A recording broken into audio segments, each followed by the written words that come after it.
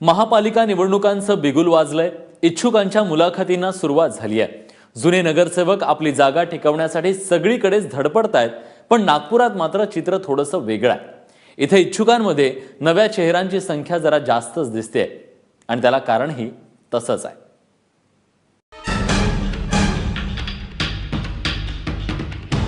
21 फेब्रुवारीला होणाऱ्या नागपूर महापालिकेसाठी भाजपने इच्छुकांच्या मुलाखती घ्यायला सुरुवात केली। भाजपच्या गणेशपेठ इथल्या कार्यालयात विद्यमान नगरसेवकांपेक्षा नवीन चेहऱ्यांचीच गर्दी जास्त दिसतेय। अर्थात त्यामागे कारणही तसंच आहे। नागपूर महापालिकेवर एकहाती सत्ता असलेल्या भाजपनं यंदा भाकरी पलटण्याचा निर्णय घेतलाय, अशी सूत्रांनी खात्रीलायक माहिती दिली आहे। भाजपच्या 60% विद्यमान नगरसेवकांवर जनता नाराज आहे। पक्षाने केलेल्या सर्व्हेमध्ये ही माहिती समोर आल्याचं सूत्र सांगतायत। त्यामुळे गेल्या 5 वर्षात फक्त खुर्ची उभवणाऱ्या नगरसेवकांना यंदा घरचा रस्ता दाखवण्यात येणार आहे। भारतीय जनता पार्टीमध्ये कोणालाही उमेदवारी दिली जात नाही। त्याचा परफॉर्मन्स, लोकांमधले असलेले त्याचे संबंध आणि त्याला पक्षामध्ये असलेले त्याची कर्तव्यनिष्ठा, पक्षावरचं प्रेम, निष्ठा या गोष्टी तपासूनच भारतीय जनता पार्टीमध्ये तिकीट दिलं जातं।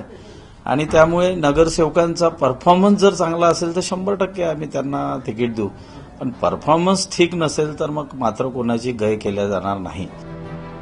नागपूर महापालिकेची निवडणूक ही मुख्यमंत्री देवेंद्र फडणवीस आणि केंद्रीय मंत्री नितीन गडकरी यांच्या प्रतिष्ठेचा विषय आहे। सध्या नागपूर महापालिकेत 151 पैकी 63 नगरसेवक भाजपचे आहेत। मात्र यावेळी भाजपने 100चा आकडा गाठण्याचं लक्ष्य ठेवलंय आणि हे लक्ष्य गाठताना विद्यमान नगरसेवकांच्या अकार्यक्षमतेचा फटका बसू नये अशी काळजी भाजपने घेतलेली दिसतेय।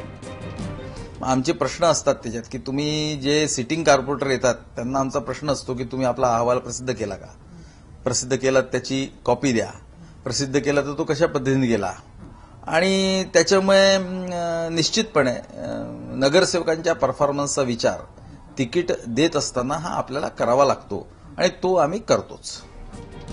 ज्या विद्यमान नगरसेवकांना भाजपकडून डच्चू दिला जाणार आहे त्यांच्या बंडखोरीचं आव्हान देखील पक्षासमोर असेल। त्यामुळे भाकरी पलटण्याच्या नादात भाजपची सत्तेची पोळी तर करपणार नाही ना, हे पाहणं औत्सुक्याचं असेल। सरिता कौशिक, एबीपी माझा, नागपूर।